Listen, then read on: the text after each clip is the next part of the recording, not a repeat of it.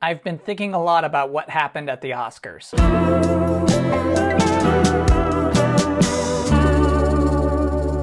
After months of, turns out, highly accurate rumors, Sony this week officially unveiled their plans to expand upon the subscription service of PlayStation Plus into something that will more closely compete with Xbox's Game Pass. At some point in June, there will be 3 tiers: PlayStation Plus Essential, Extra, and Premium. If you pay more money, you will get hundreds more games. And much like Game Pass, much like Nintendo Switch Online Plus Expansion Pack, I, personally, don't care about it. Which I know seems silly because I do have plenty of streaming services that I subscribe to. Why not video games? When you love video games, why not? And what I would say personally is that in our monthly churn, when most of my money goes to rent and a student loan and a car loan and car insurance and health insurance and food, I like spending money on video games. Even though it's digital, it still feels more tangible than anything else most of my money goes to. I enjoy spending that money. And I realize that perspective is stupid.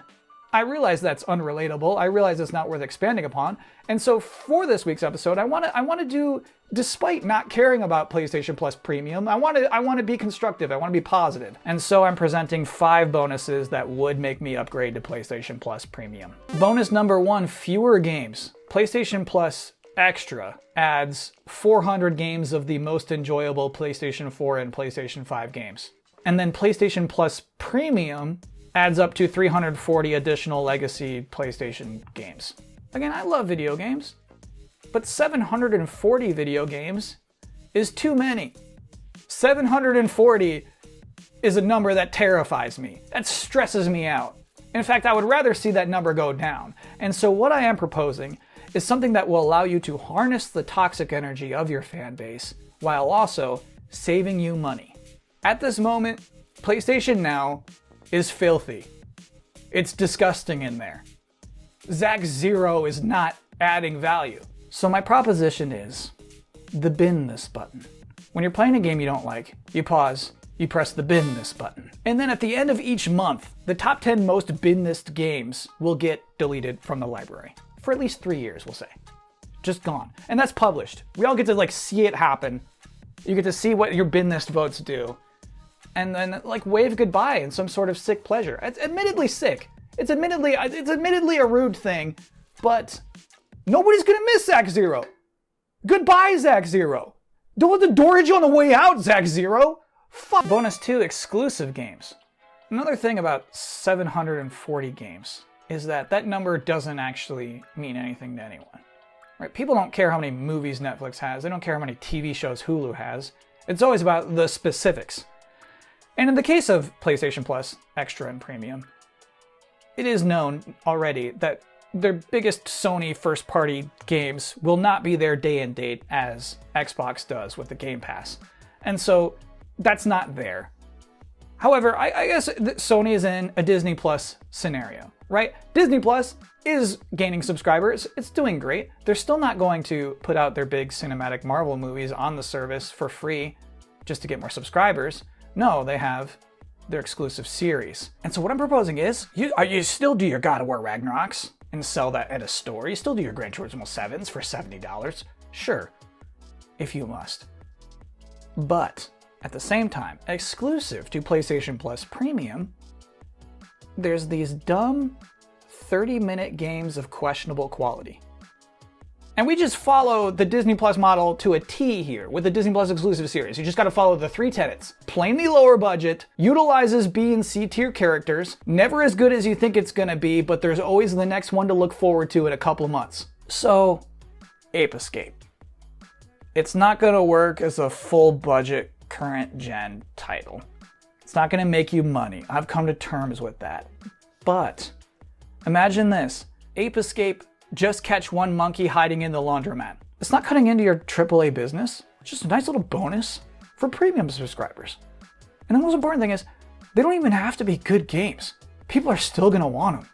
Here's more. Trico's indoor volleyball. PJ Barry seduces a novelist. Daxter goes car shopping. Gabe Logan kills 4 dads at the pool. Knack seduces a novelist. Am I rattling off dumb jokes? Yes, but also, with all sincerity, I would play all of these video games. Bonus number 3, change the power beep on a monthly basis. I've been listening to the same damn beep for I think 15 years. It's not a pleasant noise, this one. Why'd they stick with that? I feel it's intentional, right? They want you to associate that noise with the PlayStation brand, but they're overvaluing it. It's a bad sound. Drop it. So what I'm proposing is, and I'm pretty sure this is impossible, but I just think it'd be neat, on a monthly basis, that sound is loaded. There's a new sound loaded in for when you power up the first of the month, right? You grab your controller and you're like, ooh.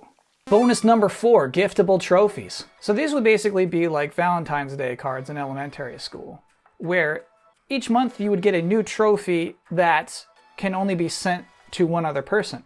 And they're all actually sweet. They're like, phew, that was close. Thanks for saving my butt. Serious lol. You made a good joke. Thanks, buddy. You are a good friend. I mean, think for a moment how nice that would feel to receive, popping up on your screen, but also how nice that would feel to give to someone else. Just a truly sweet feeling. Conversely, I do, thinking about this, also think it would be great if, once per month, I could delete any one trophy from any of my enemies. I would pay a great deal for that. And finally, bonus number 5. Weekly webisodes of Jim Ryan trying his best to beat Dino Crisis on hard. We all know this is a good idea. I'm guessing everyone's too scared to ask. And don't tell me he's too busy. If you would have me believe that Jim Ryan, president and CEO of Sony Interactive Entertainment, sat down at his laptop, typed up this whole long informative PlayStation Plus post, even with all the tiny legal language, typed that too in a smaller font, all by himself, I think he's got a little time for Dino Crisis. On hard. And don't bleep out the swears. And I'm in. I'll sub. I'm sure, and also I get also the premise of this episode is maybe a little bit flawed in that it's like, I'm an important customer, because truly, they're gonna do fine. They'll get so many premium subs with PlayStation 1 and PSP games that's like, okay, Kyle, thanks for the tips, bud. We'll get right on all those. So, it's that kind of episode.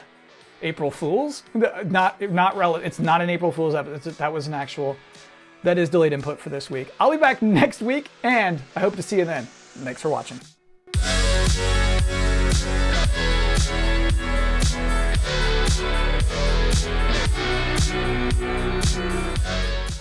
This week, the sequel to The Legend of Zelda Breath of the Wild was delayed from 2022 to spring of 2023, and Nintendo made this whole video to announce that.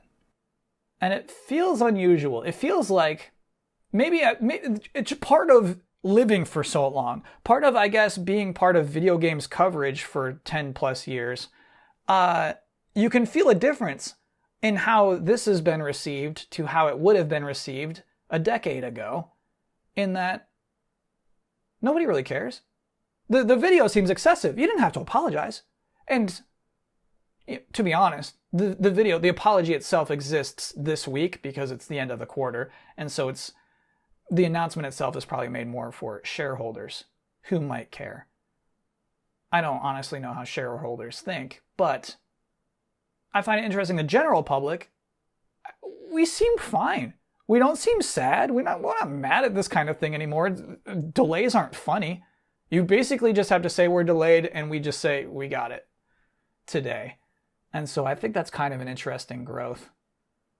The video itself, it did have a handful of seconds of showing the Master Sword is effed up, but you didn't have to. You didn't have to. You could have saved that for your next trailer.